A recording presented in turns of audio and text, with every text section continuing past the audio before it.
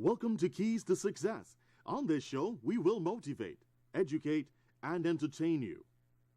Now here's your host, Mr. Kirk. Good evening and welcome to Keys to Success. And tonight, I promise you a show like never before. Tonight we're focusing, in fact, between April to the month of June, we're focusing on gender-based violence. Now, I just want you to understand this.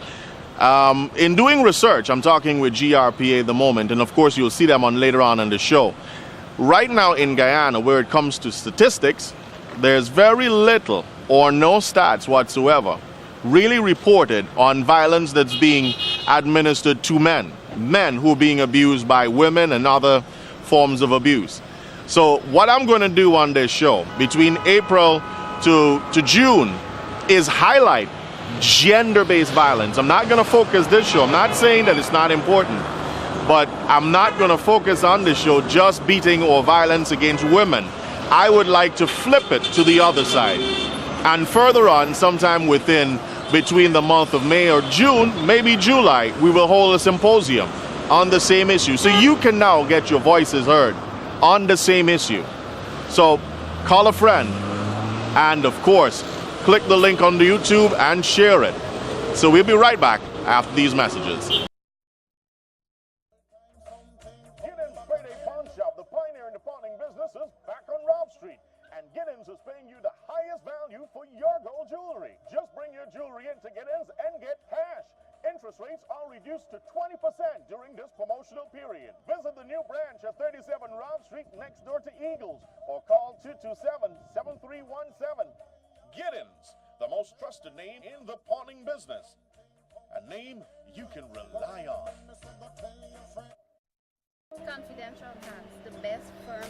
231-8600, 231-8601, 231-4000, 231-4001.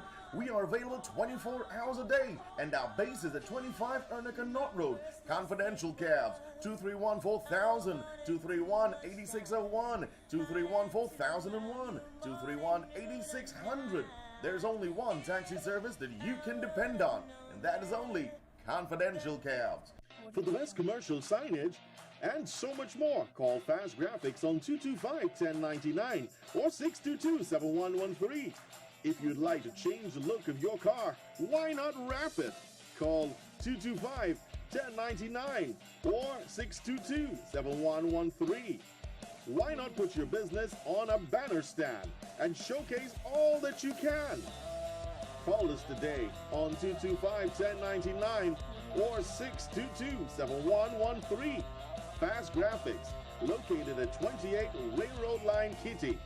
Call us today, 225-1099 or 622-7113.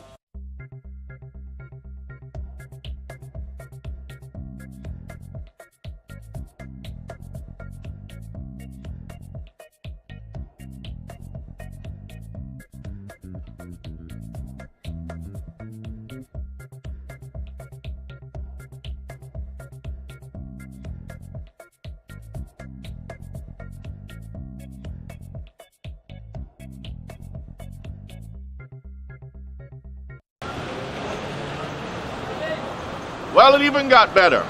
I would have actually asked a couple people just a few questions, and I'm going to read you some of their comments and feedback, because I would have asked them in their own words what they see and how they see gender violence.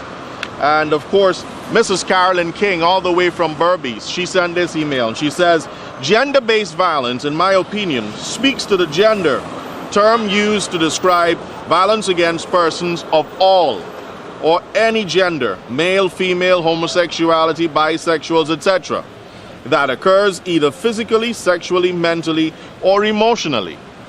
Note, gender-based violence can happen to anyone. It has no name, face, structure, or creed. That comes from Ms. Carolyn King. Thanks for the comment. And I also spoke to a director. His name is Lance Mars. He comes out of GWI, and I asked him the same question. In your opinion, in your words, how do you see gender violence? And he basically said, less violence, choose flight instead. He means, in other words, sometimes it's just good to walk away when violence comes to you.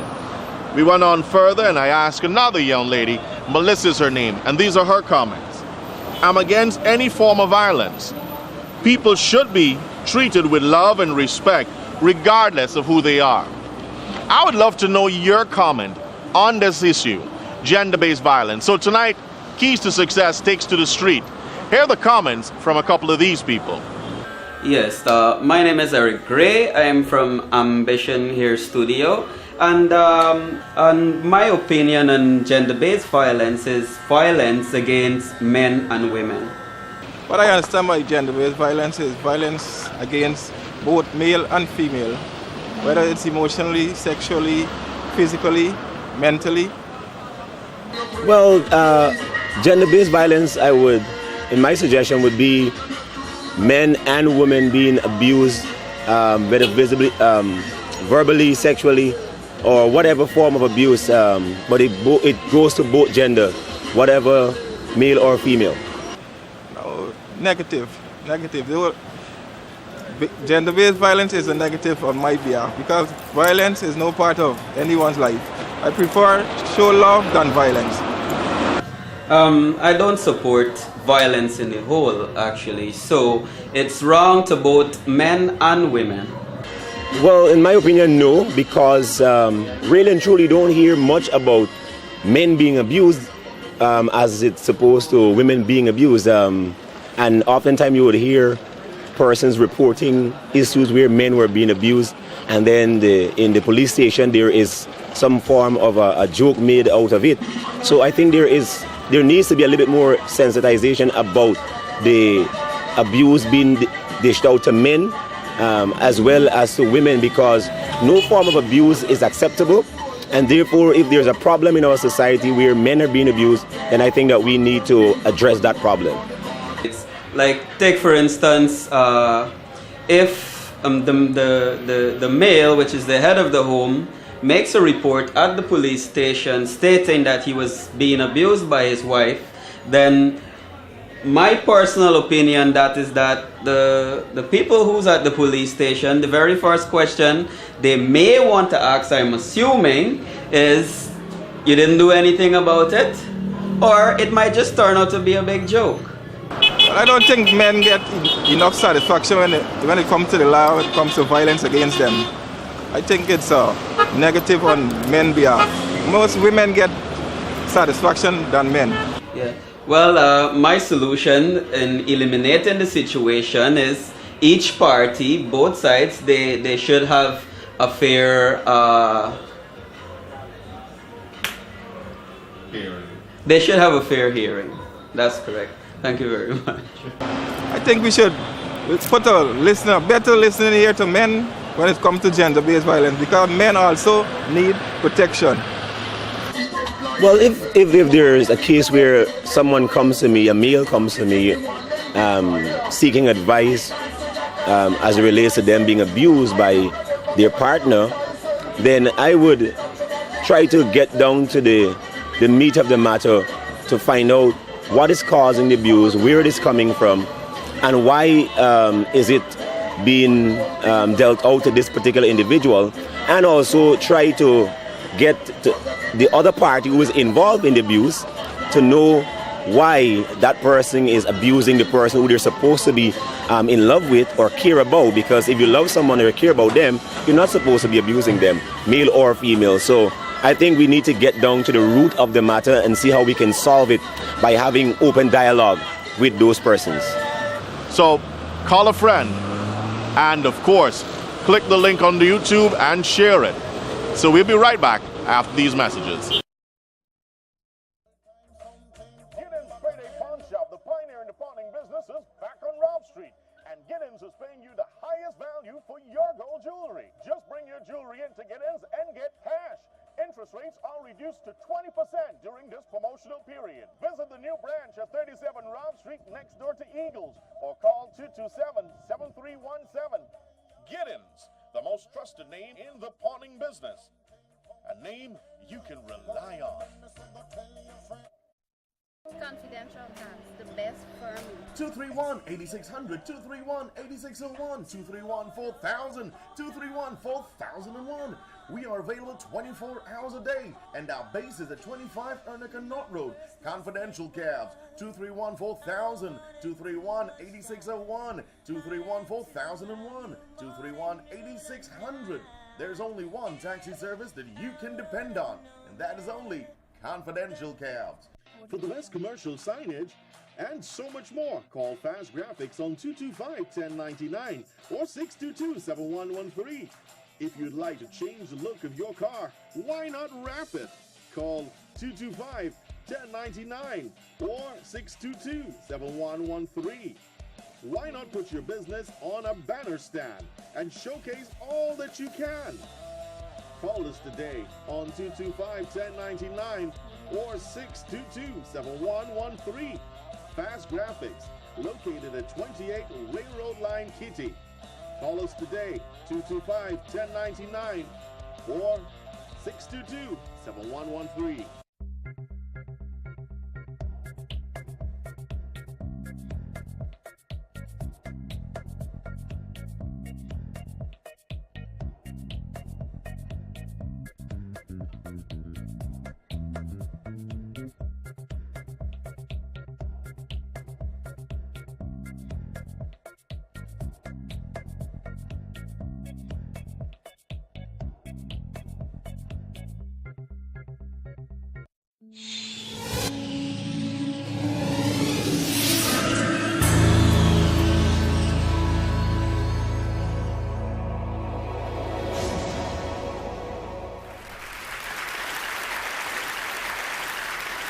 I'm here today to talk about a disturbing question, which has an equally disturbing answer.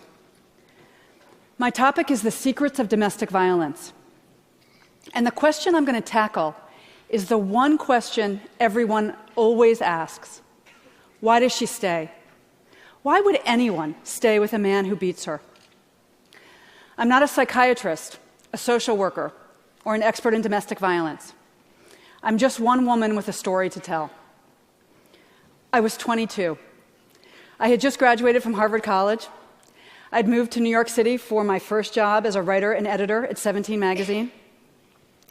I had my first apartment, my first little green American Express card, and I had a very big secret. My secret was that I had this gun, loaded with hollow point bullets, pointed at my head by the man who I thought was my soulmate, many, many times. The man who I loved more than anybody on earth held a gun to my head and threatened to kill me more times than I can even remember. I'm here to tell you the story of crazy love, a psychological trap disguised as love, one that millions of women and even a few men fall into every year. It may even be your story. I don't look like a typical domestic violence survivor. I have a BA in English from Harvard College, an MBA in marketing from Wharton Business School. I spent most of my career working for Fortune 500 companies, including Johnson & Johnson, Leo Burnett, and the Washington Post. I've been married for almost 20 years to my second husband, and we have 3 kids together. My dog is a black lab, and I drive a Honda Odyssey minivan. So my first message for you is that domestic violence happens to everyone. All races, all religions, all income and education levels. It's everywhere. And my second message is that everyone thinks domestic violence happens to women, that it's a women's issue. Not exactly. Over 85% of abusers are men. And domestic abuse happens only in intimate, interdependent, long-term relationships. In other words, in families. The last place we would want or expect to find violence, which is one reason domestic abuse is so confusing. I would have told you myself that I was the last person on earth who would stay with a man who beats me. But in fact, I was a very typical victim because of my age. I was 22. And in the United States, women ages 16 to 24 are 3 times as likely to be domestic violence victims as women of other ages. And over 500 women and girls this age are killed every year by abusive partners, boyfriends and husbands in the United States. I was also a very typical victim because I knew nothing about domestic violence, its warning signs or its patterns. I met Connor on a cold, rainy January night. He sat next to me on the New York City subway, and he started chatting me up. He told me two things. One was that he, too, had just graduated from an Ivy League school, and that he worked at a very impressive Wall Street bank. But what made the biggest impression on me that first meeting was that he was smart and funny, and he looked like a farm boy. He had these big cheeks, these big apple cheeks, and this wheat blonde hair, and he seemed so sweet. One of the smartest things Connor did from the very beginning was to create the illusion that I was the dominant partner in the relationship. He did this, especially at the beginning, by idolizing me. We started dating, and he loved everything about me. That I was smart, that I'd gone to Harvard, that I was passionate about helping teenage girls and my job. He wanted to know everything about my family and my childhood, my hopes and dreams. Connor believed in me as a writer and a woman in a way that no one else ever had. And he also created a magical atmosphere of trust between us by confessing his secret, which was that as a very young boy, starting at age 4, he had been savagely and repeatedly physically abused by his stepfather. And the abuse had gotten so bad that he had had to drop out of school in 8th grade, even though he was very smart. And he'd spent almost 20 years rebuilding his life, which is why that Ivy League degree and the Wall Street job and his bright, shiny future meant so much to him. If you had told me that this smart, funny, sensitive man who adored me would one day dictate whether or not I wore makeup, how short my skirts were, where I lived, what jobs I took, who my friends were, and where I spent Christmas, I would have laughed at you. Because there was not a hint of violence or control or anger in Connor at the beginning. I didn't know that the first stage in any domestic violence relationship is to seduce and charm the victim. I also didn't know that the second step is to isolate the victim. Now, Connor did not come home one day and announce, hey, all this Romeo and Juliet stuff has been great, but I need to move into the next phase where I isolate you and I abuse you. So I need to get you out of this apartment where the neighbors can hear you scream and out of this city where you have friends and family and coworkers who can see the bruises. Instead, Connor came home one Friday evening, and he told me that he had quit his job that day, his dream job. And he said that he had quit his job because of me, because I had made him feel so safe and loved that he didn't need to prove himself on Wall Street anymore. And he just wanted to get out of this city and away from his abusive, dysfunctional family and move to a tiny town in New England where he could start his life over with me by his side. Now, the last thing I wanted to do was leave New York and my dream job. But I thought you made sacrifices for your soulmate. So I agreed, and I quit my job, and Connor and I left Manhattan together. I had no idea I was falling into crazy love, that I was walking headfirst into a carefully laid physical, financial, and psychological trap. The next step in the domestic violence pattern is to introduce the threat of violence and see how she reacts. And here's where those guns come in. As soon as we moved to New England, that place where Connor was supposed to feel so safe, he bought 3 guns. He kept one in the glove compartment of our car. He kept one under the pillows on our bed. And the third one he kept in his pocket at all times. And he said that he needed those guns because of the trauma he'd experienced as a young boy. He needed them to feel protected. But those guns were really a message for me. And even though he hadn't raised a hand to me, my life was already in grave danger every minute of every day. Connor first physically attacked me 5 days before our wedding. It was 7 a.m. I still had on my nightgown. I was working on my computer trying to finish a freelance writing assignment, and I got frustrated. And Connor used my anger as an excuse to put both of his hands around my neck and to squeeze so tightly that I could not breathe or scream. And he used the chokehold to hit my head repeatedly against the wall. 5 days later, the 10 bruises on my neck had just faded, and I put on my mother's wedding dress, and I married him.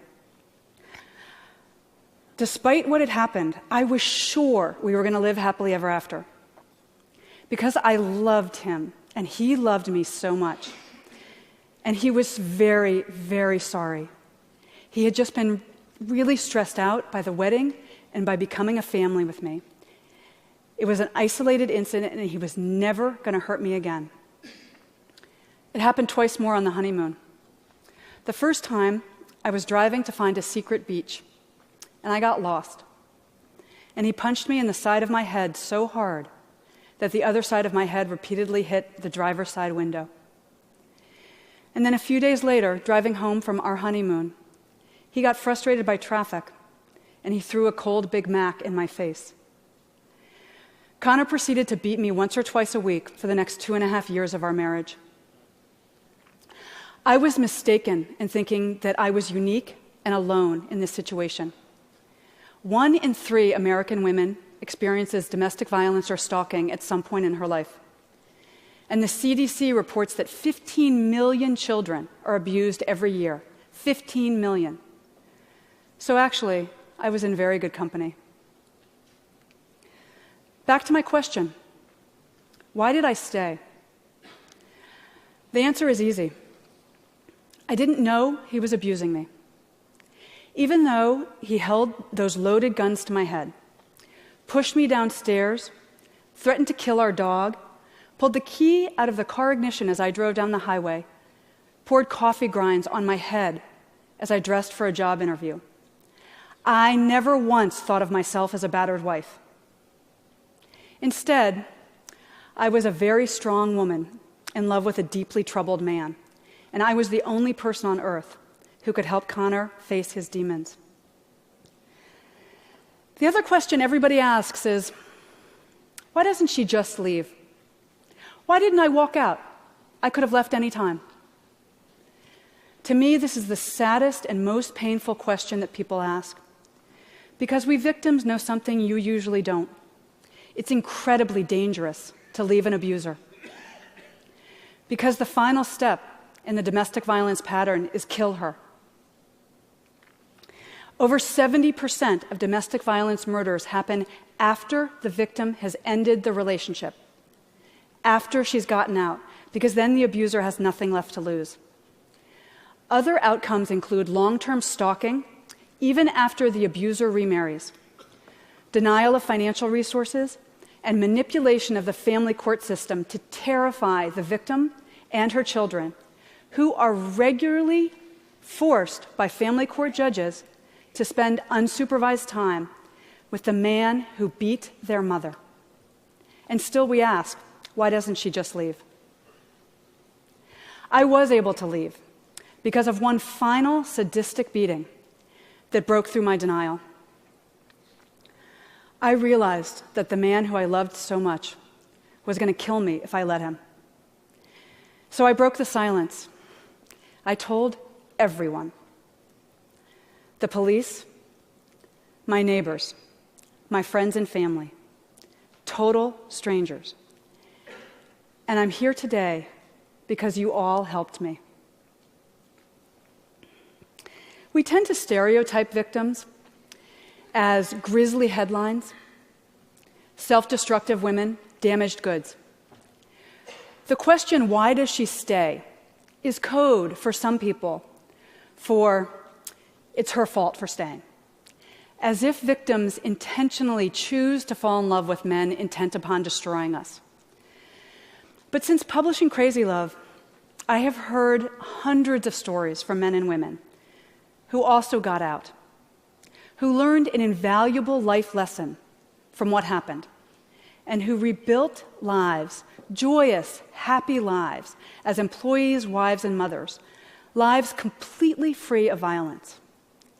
like me, because it turns out that I'm actually a very typical domestic violence victim and a typical domestic violence survivor. I remarried a kind and gentle man. We have those 3 kids. I have that black lab, and I have that minivan. What I will never have again, ever, is a loaded gun held to my head by someone who says that he loves me. Now, right now, maybe you're thinking, wow, this is fascinating. Or, wow, how stupid was she? But this whole time, I've actually been talking about you. I promise you, there are several people listening to me right now who are currently being abused, or who were abused as children, or who are abusers themselves. Abuse could be affecting your daughter, your sister, your best friend right now. I was able to end my own crazy love story by breaking the silence. I'm still breaking the silence today. It's my way of helping other victims. And it's my final request of you. Talk about what you heard here. Abuse thrives only in silence. You have the power to end domestic violence simply by shining a spotlight on it. We victims need everyone. We need every one of you to understand the secrets of domestic violence. Show abuse the light of day by talking about it with your children, your coworkers, your friends and family. Recast survivors as wonderful, lovable people with full futures.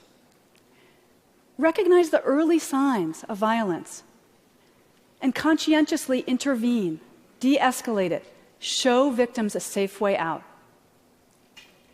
Together, we can make our beds, our dinner tables, and our families the safe and peaceful oases they should be. Thank you. Giddens Payday Pawn Shop, the pioneer in the pawning business, is back on Ralph Street. And Giddens is paying you the highest value for your gold jewelry. Just bring your jewelry in to Giddens and get cash. Interest rates are reduced to 20% during this promotional period. Visit the new branch at 37 Ralph Street next door to Eagles or call 227-7317. Giddens, the most trusted name in the pawning business. A name you can rely on. Confidential Hands, the best firm. 231-8600, 231-8601, 231-4000, 231-4001. We are available 24 hours a day, and our base is at 25 Ernica Knott Road. Confidential cabs, 231-4000, 231-8601, 231-4001, 231-8600. There's only one taxi service that you can depend on, and that is only Confidential Cabs. For the best commercial signage and so much more, call Fast Graphics on 225-1099 or 622-7113. If you'd like to change the look of your car, why not wrap it? Call 225-1099 or 622-7113. Why not put your business on a banner stand and showcase all that you can? Call us today on 225-1099 or 622-7113. Fast Graphics, located at 28 Railroad Line, Kitty. Call us today, 225-1099 or 622-7113.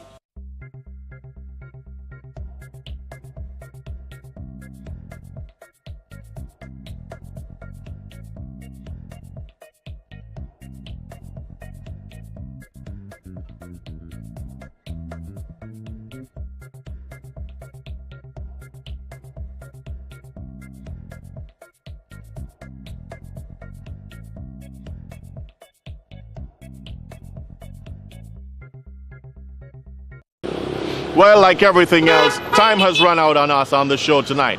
But look, and I want you to really pay attention to this. And this is something that puzzled me over the period, because as I was researching this gender-based violence, I would go on Google, I go on YouTube, I've tried every aspect to find out more about gender-based violence. When you type in gender-based violence, don't take my word for it, you can try it.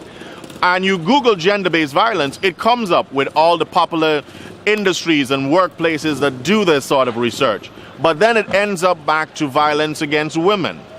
In my opinion, that's not gender-based violence. Gender-based violence is supposed to be something that covers everybody. What about the rights of the child? What about abuse based on men? Where is abuse based on women? Where is abuse based on generally? Because again, there are different types of abuse. In fact, in one of the studies, you will see on one of the shows I will highlight, there was a man that did a research, and this research happened between 1975 to 2011. And surprisingly, gender-based violence, as they did a research in 7 countries, were almost even. You'll see more of that on the other shows to come, because I believe in Guyana, we need to make that change to where we stand as individuals. To move forward as a nation, we need to respect each other, love each other, and of course, we need to be able to live with each other. This is Kirk saying, see you next time, same place, same time. Bye-bye.